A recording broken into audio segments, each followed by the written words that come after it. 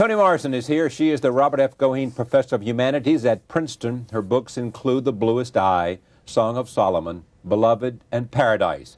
She has received the National Book Critics Circle Award and the Pulitzer Prize. In 1993, she was awarded the Nobel Prize in Literature. Her new novel is called Love. I am pleased to welcome Toni Morrison back to this table. Welcome. It's good to be here. Great to see you. Thanks. You know, you reminded me as I went to say hello to you before we walked in here that I have a philosophy of life, which is that you regret the things you don't do, not the things you do in the great scheme of things. In 1993, you and I were sitting at dinner, and you said, come go to the Nobel ceremony. Right. And you told me how great it would be, who would be there, and I was, quote, too busy. Yes, you were. I somehow thought whatever I was doing, I couldn't get away, the show, blah, blah, blah. You don't even remember it now, do you? No, what you I don't doing. know. Exactly. That's why I'm telling this story. And you reminded me, because you hadn't forgotten, and I certainly hadn't forgotten, because I had told somebody this very week. I said, you know, one of the things I really regret is when Toni invited little old me to go to the Nobel ceremony. And there'll never be another person who invites you. Never invite me to go to the Nobel ceremony again. Now, was Nelson Mandela going to be there? He was there. That's exactly right. He was in Oslo, you know, for the Peace Prize. So I got and you to had said to meet me, him. we'll meet, you know. Oh, goodness. Well, anyway, you live and learn, you know. Now, you're going to read something from me from here, but first, tell me about this book, Love, and we'll talk about other things as well. Well, it had a strange beginning. I sort of didn't know quite where I was going to go, but shortly I discovered that there was this period, you know, in African-American history, in American history, that has been reduced to a very simple story. Rosa Parks, Martin Luther King, everybody jumped on the train. Hard work, some battles, it all came out fine, more or less. Yeah. It's a story of progress, but it seems as though it was too simple. I think we all know it's a little bit more complicated than that. One of the things that existed was a lot of wariness, caution, and even resistance within the black community for very, very good reasons. Before the Civil Rights Movement, there was the necessity for a flourishing black entrepreneurial class, good schools, law schools, black only, medical schools, black. They serviced the race. Well, once the progress was in force, two things happened. Such people were frequently called bourgeois, race traders, too many connections, you know, with the white establishment. And also, African Americans could then choose, which was the whole point, where they wanted to live, where they wanted to vacation, what schools they wanted to attend. And that process of gaining fuller citizenship and becoming Americans in that sense, and assimilating was great. And there were also losses, and some of the losses are clarified, I hope, in that book, Love, because that's the span of time. Yeah. Now, the community, when I read this, I thought of the place in Martha's Vineyard. Oh, yeah. You know, but you set this in North Carolina. No, I didn't mention the state. Everybody has. I didn't want to be too specific. No. Sort of vaguely Florida to me. Florida to you. Right. Because there is a famous one down there called Liberty Island. It's not quite as classy as that one, but I'm growing up in Ohio, and there was one on Lake Erie near Detroit. Right. There's some on the East Coast. There was some in Louisiana. A friend of mine just told me there was one up by her near High Falls in New York State. But these were vacation spots. Some were family-oriented, some were not. They were different, you know, levels of society that attended. But this one, in Love, was hot. I mean, it was delicious. It was big. It was generous. All the musicians came. Yeah. And it stayed around through the 60s, in my view. And then what happened? Well, nobody came. Not only did people get older, musicians could go anywhere, and people could go to Ocho Rios if they wanted to, and did. Yeah. And they had cruises they could attend to now. I mean, you know, get tickets. So fewer and fewer of those people came, and they had to open their doors to the people they didn't open their doors to before, which were the raggedy underclass poor. Right. But who, before civil rights, had kind of admired them a little bit. You know, look what he has done, race men, etc. Right. then all that changed. And then what was interesting to me, although it's not in the book, is that part of the very nationalistic movement during the civil rights movement was about black nationalism, which was also about separatism. We want our own businesses, which is exactly what was going on in the late 30s and 40s. Yeah, I mean, I have this conversation all the time about, you know, the African American market in terms of consumers is so powerful as to why there are not more African American businesses serving that. You know, and more you see it. I mean, you see it in terms of visible means. You see it in terms of what, I mean, I'm thinking now of very highly visible people like Magic Johnson is doing in terms of building theaters in the black community. And, you know. But the entrepreneurship is limited in many ways. Well, because they're absorbed into the mainstream. Yeah. Where they're president of Amex, or where they have their own businesses and so on. And what president of Amex and Ken Chenault, is it? Yes. President of Merrill Lynch, Stan Neal, I mean, on and on and on. Right. So they're in there now. Yeah. All right. So, but there is room for neighborhood things. Right. But the neighborhood is different, and so the businesses want everybody's business, not just black people's business. This is way off the beaten track. Is there any great, you know, there's a kind of gentrification taking place in Harlem now? Oh yeah. Yeah. Are people do they like that? In the community or not? I mean, they think, look, our community is getting better, we have better shops, better restaurants, better everything. Well, they want contradictory things. Yeah, exactly. As usual. They want the gentrification because it's beautiful. Right. Those things that have been done. They may quarrel about this or that company moving in. They want to stay there. And they want it to be African American, but you know, you can't have it that way. It's not going to work. If you gentrify and you're pulling back in a professional class, that professional class may be white, black, Hispanic, anything. Which it in fact is. And which it is. Right. So you're never going to have that consistency in the neighborhood like that again when there are resources involved and money. So you can't have both. I mean, you really can't unless you just, you know, cut it up. I wanted those women who hate each other for most of the book. Yeah. One from a really tacky, not just a poor family, but a sort of dysfunctional one, and one the granddaughter of the wealthy homeowner. Their lives sort of parallel, in my mind, that shift. They started out, regardless of whether one was poor, very much in love. You know, they were kids, they fell in love as friends. And the neighborhoods were like that. You know, the doctor lived next door to the truck driver who lived next door to and they all went to the same barbershop, etc. Okay, now you can move anywhere, which is important and necessary. And then something happens. There's a split, economic split. Right. Now, as an academic, I realized that African American academics get their authenticity, so to speak, from speaking for the street. Right. Right?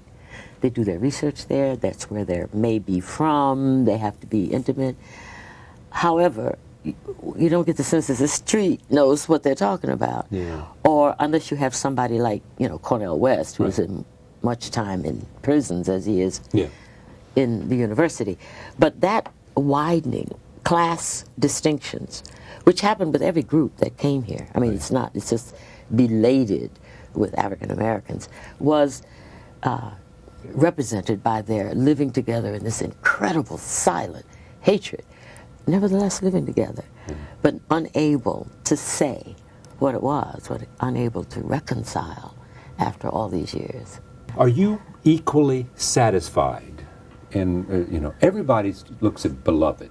90% of the people I know think Beloved is the masterpiece. Yes. Do you? No. You don't?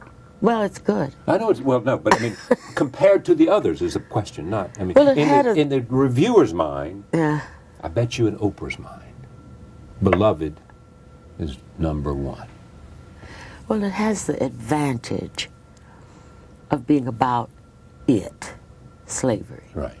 And that is so big and so full of sensation. If you get in there and feel comfortable in there, in the book, and feel things powerfully, that's a big thing. Right. Now, the other books are about migration from the South Right, to the right. North to New York, jazz. Right. It's a less romanticized, big, Gotcha. historical Yeah, I hear you. thing. You know, in other words, this was your, but you set out saying, this is my great piece of work here. You know, I'm going to do a lot of good work here, but this is my great piece of work because it's the great epic, it's the great theme. No. You I didn't? just had quit my job at Random House. And I felt so good and Did so you? free and so loose and so things I'd never seen before or listened to before. Now, when was this, about 87? 83. 83, Yeah. yeah. It took a long time to get to 87 to Yeah, write that book. right. But in 83 when I left, and I was scared because, you know, I have to have a job, you know, Right. I'm a depression child. Right. And I took somebody's advice and left, maybe my own advice, and there was this extraordinary feeling. It was almost like fear. You know, I'm out here by myself. I don't have any job. I'm going to live on my royalties. What kind of nonsense is that? But then there I got was... 2 children. Yeah, right. And so I'm floating out there thinking, this is the scariest thing I've ever done, but it was so thrilling. And then... And liberating. Totally. And that's when Beloved appeared. That girl, I mean, it was just as clear to me as daylight how that would go. But you knew after the first book that you were a writer, Oh, yeah. and you knew that's what you wanted to do. That's true. I mean, you continued to teach and to be an editor Yes, at Random I did. until 83, Yes, and continued to teach after that. yes. But you knew, That was a big thing. I am a writer. Yes, That's I what I'm am. here to do. That's right. exactly right. I Right. didn't know it before, and I was not a young writer, No, mind this you. was- you were- I was in my late 30s. Exactly. Blue Side Publishing when I was 39. Yeah. So it takes a while. But once I had begun it, that was it for me. There was nothing more important to me in the world except to mother my children. To mother your children and write these books. That's all. And anything that wasn't helping those two things, I wasn't going to do. It didn't help me be a good parent. Or write Or write a feature good book. stories. Yeah. I wasn't doing it. In setting out to do this, what are you just telling stories that you think are? I mean, tell me about this. Started because you wanted to deal with an idea, or you wanted to take characters and put them on a path. It's a question, not a real idea, sort of a question. A question. What about this? What would happen if this? But the next step is not pressing on that idea or that question. It's finding characters who can manifest it for me. I had to start. The first section I wrote was not about Mr. Cozy. Right. It was about this teenage boy Right. at a party. And I just knew that so well. So I wrote it, then I had to put him in context. That kind of instinctive, caring love this kid had to save somebody in a situation where his peers are pressuring him to do a bad thing, and he doesn't even know he's doing it, and he is now ostracized because loving or caring is weakness, and he knows it, and he's ashamed of that very human, very lovely instinct to care for something that's wounded. So that was one kind of love, and then I built these other kinds emanating from this figure of Mr. Cozy, who, by the way, is just a guy. Right. I mean, the women, and maybe the society, and certainly maybe even himself, have given him all these incredible roles. The ultimate friend, the perfect husband. You know, he's not thinking about any of them, probably. Yeah, exactly. But the last chapter, and he did, you know, meddle a lot in their lives, it's called Phantom, Yeah. because they have to get rid of him.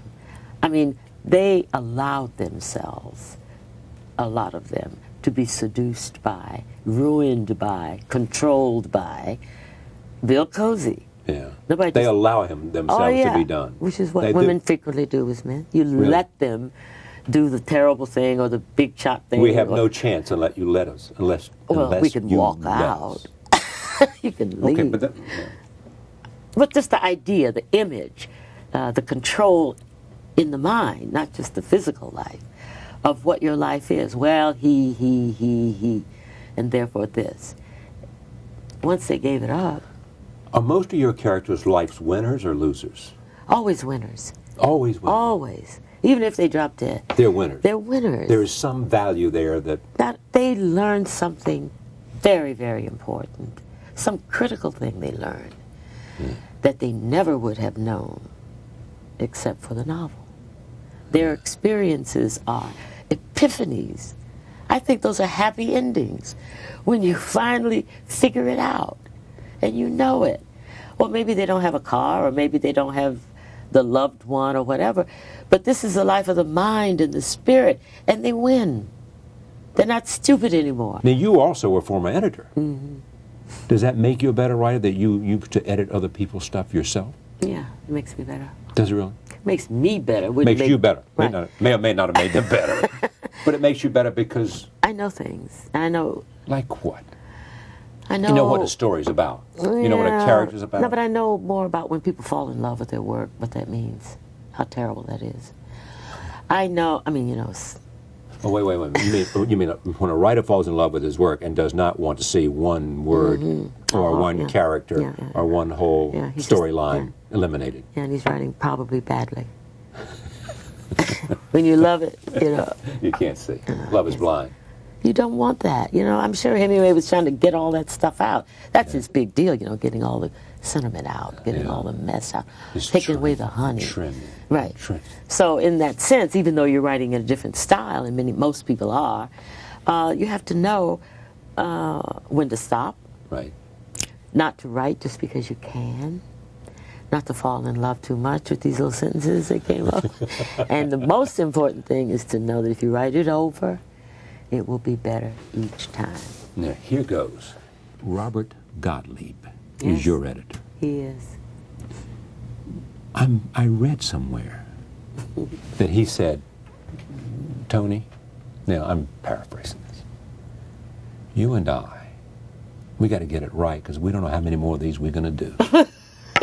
Is that about right? He's feeling mortal. Yeah, mortal, exactly. Is that? He's older than I am. He's 80. No, he's not. How old is he? He's not. He's 72. He's 72 or something. He's also doing Clinton's book, isn't he? Doing Yes, Clinton's he book? is. Who you call the first black president. I repeated that. Chris Rock said that. Oh, Chris Rock said it first. You just repeated it. That's great. I get the creds, but Chris Rock. I quoted Chris. Oh my God! Now see, Chris Rock can go. Chris Rock can go to dinner on the fact that Toni Morrison gave him credit. Nobel laureate said Chris Rock gave him that idea. Took a lot. But you did say it. But Gottlieb, what does Gottlieb do for you? So let's establish he's a great editor.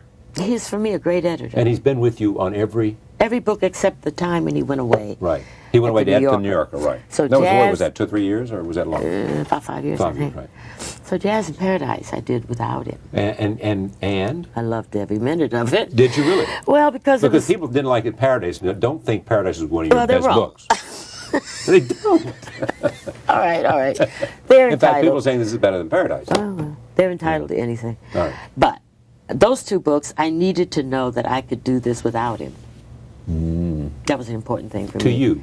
To me, internally. Can you write without that eye that's been looking next to you all these years? And luckily I can, as Jazz proved.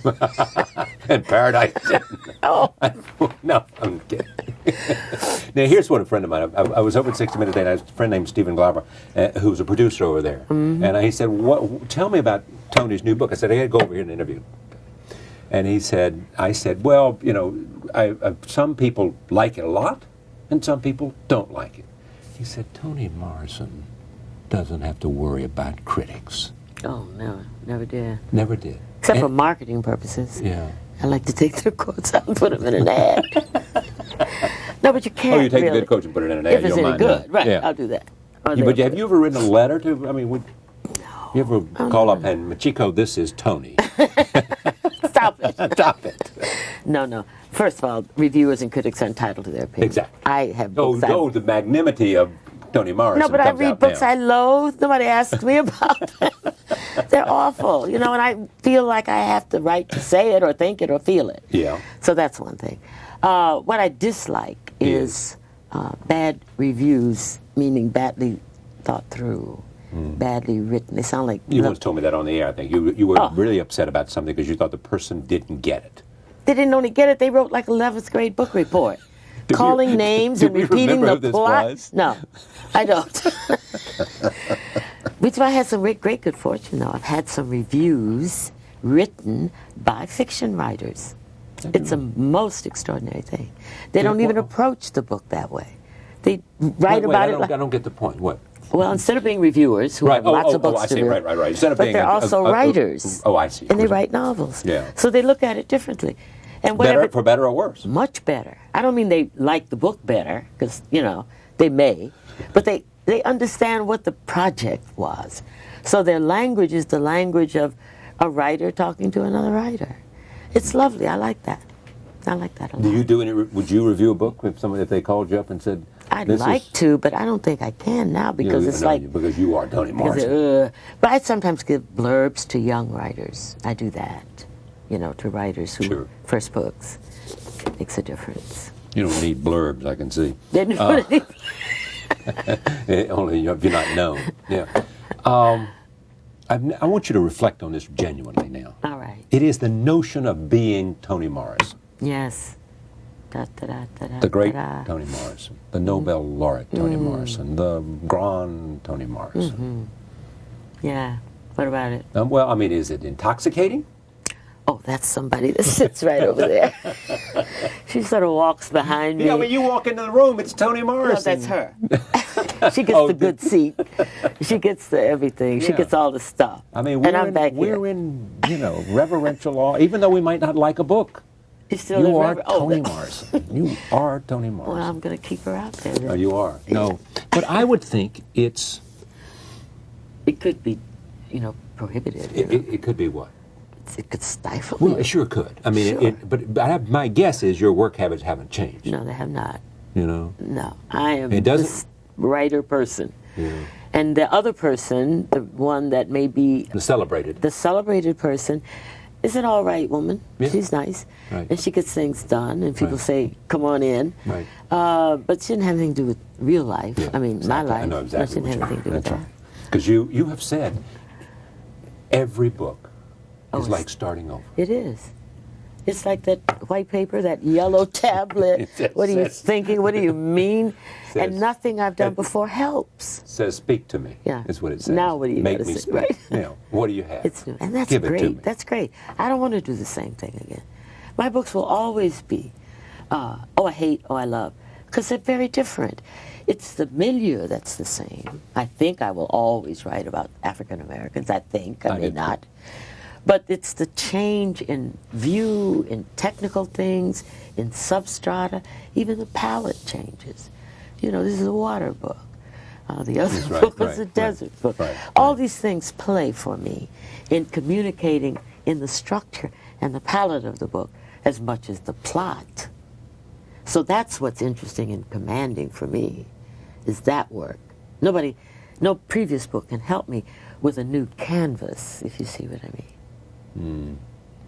If I'm going to be, I don't know, Ella Fitzgerald, and I'm going to sing Cole Porter, and I'm going to sing George Gershwin, but you're always going to know I'm Ella, even though what I sing may be happy, sad, you know, depressing, and whatever the lyrics are. Well, the common denominator between jazz and Sula, was it? Jazz, Beloved, yes, Paradise, Love, is Toni. That's right. That's the common denominator. Yeah. That's the person that each time in a different note has breathed life into these people. And then you don't knock them out of the court every time. Yeah. For the public, well, what I want are readers who have a visceral reaction to the book. Many do. And they get the meaning. And they're with me on that. They're with you because they're with you for the entire journey. Mm-hmm. Yeah, they don't mind. Opening the door. It like life. Yeah, this year may not be quite as good as last year. And not as good as next year. Or good in different ways. No, good in different ways. It So that makes it... No, that makes you have a career. That's what That's what I want. Yeah. Do you live with the notion that I have not yet done my best work? Yeah. That's true. You do. I haven't done it yet.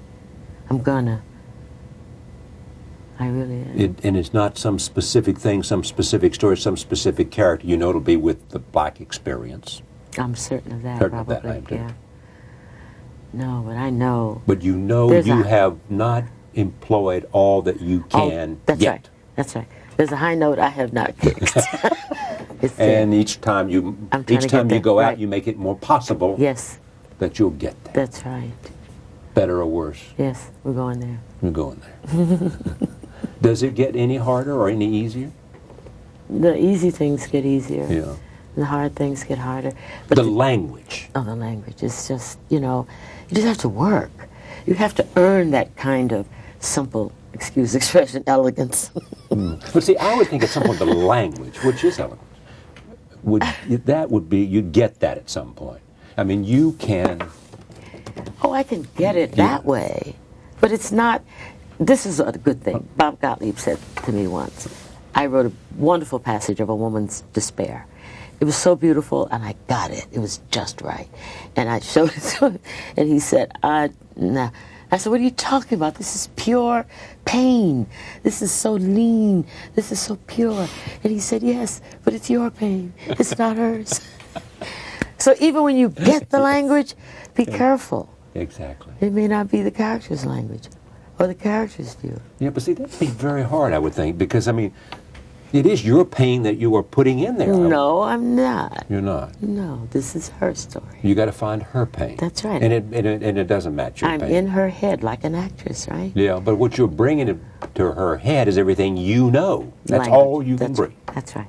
And my willingness to bear witness and to see the world from her or his point of view. I'm not judging, and I'm not condoning, and I'm not twisting them. I'm saying, I'm listening. In a sense. Tell me, what's your shoe size? What size you put your hair on? And they talk and talk, or they let me know. Of course, the bad thing is that they don't know how to write novels, so I have to shut them up and get on with something else in the book. But that willingness to listen, hear, see, be aware of, in order to do them justice, do the character justice, not have dinner with them, but to do them justice. That's not my personality, but it should be on target for them. Don't you think? I do. Now, men versus women. Yeah. You've written about both. Yes. Do you know the women more than the male characters you've created? I'm beginning to know the men a great deal. With Song of Solomon was my first attempt to really try to look at the world that way, as going out and being confrontational, right, vengeance and all that, right, and then the relationship with women as kind of subordinate people. So that took some doing. It's harder, but now I think I'm easier with it. I think I'm easier with it because I love them so much. Is there anything missing in the Toni Morrison story?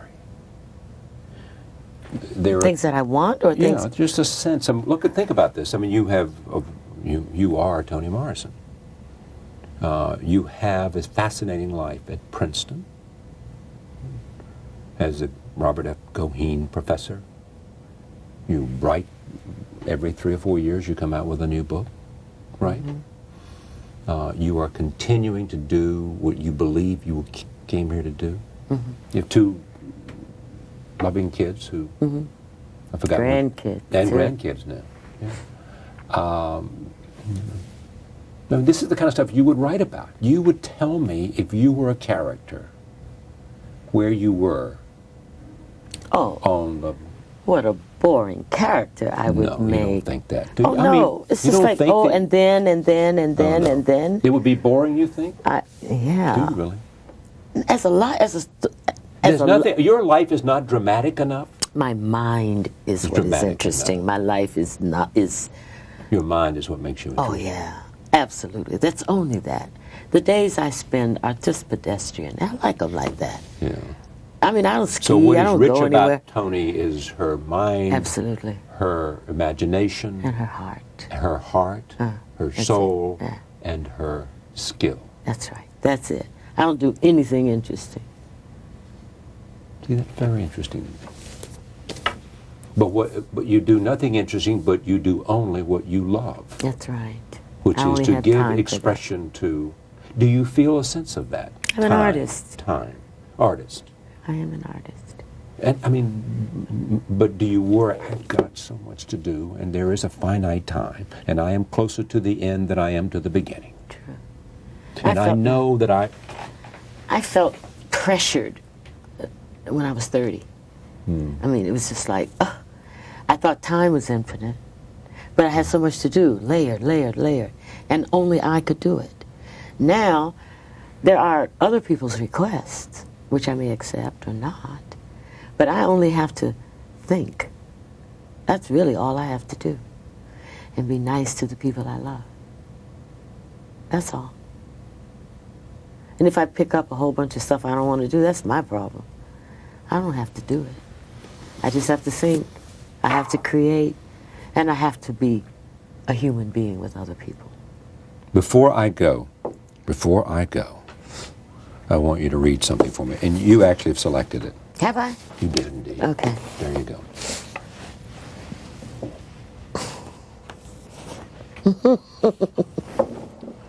Young people, Lord, do they still call it infatuation? That magic axe that chops away the world in one blow, leaving only the couple standing there trembling? Whatever they call it, it leaps over anything, takes the biggest chair, the largest slice, rules the ground wherever it walks, from a mansion to a swamp, and its selfishness is its beauty. Before I was reduced to sing-song, I saw all kinds of mating. Most are two-night stands trying to last a season. Some, the riptide ones, claim exclusive right to the real name, even though everybody drowns in its wake. People with no imagination feed it with sex, the clown of love. They don't know the real kinds, the better kinds, where losses are cut and everybody benefits. It takes a certain intelligence to love like that, softly, without props. But the world is such a showpiece. Maybe that's why folks try to outdo it, put everything they feel on stage just to prove they can think of things too. Handsome, scary things like fights to the death, adultery, setting sheets afire. They fail, of course. The world outdoes them every time. While they are busy showing off, digging other people's graves, hanging themselves on a cross, running wild in the streets, cherries are quietly turning from green to red. Oysters are suffering pearls, and children are catching rain in their mouths, expecting the drops to be cold, but they're not. They're warm and smell like pineapple before they get heavier and heavier, so heavy and fast they can't be caught one at a time. Poor swimmers head for shore, while strong ones wait for lightning's silver veins. Bottle green clouds sweep in, pushing the rain inland, where palm trees pretend to be shocked by the wind. Women scatter, shielding their hair, and men bend low, holding the women's shoulders against their chests. I run too, finally. I say finally because I do like a good storm. Very good. Now, here's the interesting thing. Thank you. Here's the interesting thing. You've written novels, you are now writing a libretto. Mm-hmm. Beautiful. Sorry. Where did this come from? Well, it's a brilliant musician, and I had worked together at a program I do at Princeton called the Princeton Atelier. Right. And he wanted to do... Did you create that? I did indeed. I thought so. Yes. He wanted to do the historical Margaret Garner, not the woman that I, expropriated for the purposes of Beloved. Right. He wanted to do the real story. And he wanted me to write the libretto, and I said, no. But then I thought, opera in English, with a few exceptions, Menotti, for example, doesn't sound so good. Right. We're used to hearing it in German or Italian or what have you. When you translate that into English, it's just, it doesn't read well. It sounds beautiful. But you could, you know, Porgy or Bess, You Is My Woman. I mean, it's great. It's great music. But so I got interested in trying to write a libretto that was English, that was vernacular, that was beautiful, even without the music, although it was not going to compete with the music. So that was my interest. So I did. And when will it be performed? 2005. Is that right? Yeah. In Europe or here? Or here. There have been 3 opera companies who have chipped in to commission it, and the music is unbelievable. It's just so beautiful. It's breathtaking. It's just beautiful. Now, do you have musical talent? No, none. None. Voice? Voice? I can't sing. You know, never sang in the choir? Well, yeah, when I was a kid, before I knew I couldn't sing. Yeah, right, exactly. when people next to you say, Right. you know. You also write children's books. I have done, yeah. With your son? With my son. Right. He's a painter, but we got together on some stuff that I thought was so funny. Did you like that? I loved it. It was a little rocky there. Yeah. For him, you know, he's a painter. Sure. He's writing with his mother and Right. her, you know, so he was very sort of aggressive. You have a great relationship with these kids. Oh, yeah. And how many grandchildren? 3. 3? Mm-hmm. And you see them, they come to Princeton, the whole business? Yeah, we do everything. Huh? Yes. Right. Memoir. Oh. If I had a memory, I think I could write a memoir. Yeah. I'm losing it, you know? I rely totally on my sister. But they all tell me, do you really? Oh, yeah. Because they tell me that once you start writing, it all comes flooding back. It does. It does. You know, once you get into it, and you'll have a piece of paper, Yeah, and it'll that's just true. be a piece That's of paper, true. That's but true. will come with a, Yeah. be washed over by memory that will True, be true. found and Yeah. discovered and unleashed. Yeah. Maybe I have to get interested in myself. I think if I I did. know, just what your earlier remarks suggested to me, you just think that you... I like myself, but I'm just not interested in that. Yeah. I just looked at Marquez, who is flawless as far as Yeah. I'm concerned, and he's written the first part of his memoir. Yeah. Incredible, just beautiful. All those people, that place, his mother, and I'm thinking, oh God, I can't do that. There are those who say that that there was a mantle passed when Jimmy Baldwin died. That then you picked up that. You see me leaning away Yeah, from it. I know you are. But there is Ellison, and there is Jimmy Baldwin, and there is you, and I'm obviously forgetting lots of good people. You are. I am. You are. Some I don't probably should know and don't, but That's right. You're Right. forgetting a lot of people. I know that. But was there? No, I didn't. Was anybody? There's no sense No, of. no, that's just, you know, that's the narrative talk. The real truth is there are a lot of people writing all the time. I'm one. And it's true that I have a central sort of celebrity status. Right. But that doesn't confuse other writers, and it certainly doesn't confuse me. It doesn't confuse the No. Academy or anybody. No, we're all in here doing this thing. Right. The fact that they pick me this 5 years or whatever, and somebody else next year, it's got to be, it's just a little story of rank. And I will not put myself in a competitive relationship with another book or another author. That's not why I'm writing. That's not at all. Why are you writing? I'm writing for readers who... You're writing because you have stories you want to tell and characters you want to bring Yeah, to I them. got to say this stuff this way and find newer and better ways to say this stuff. That's why I write. And the fact of the appreciation is thrilling. I mean, I like that. No. But you know you can't ride on that. No, I know.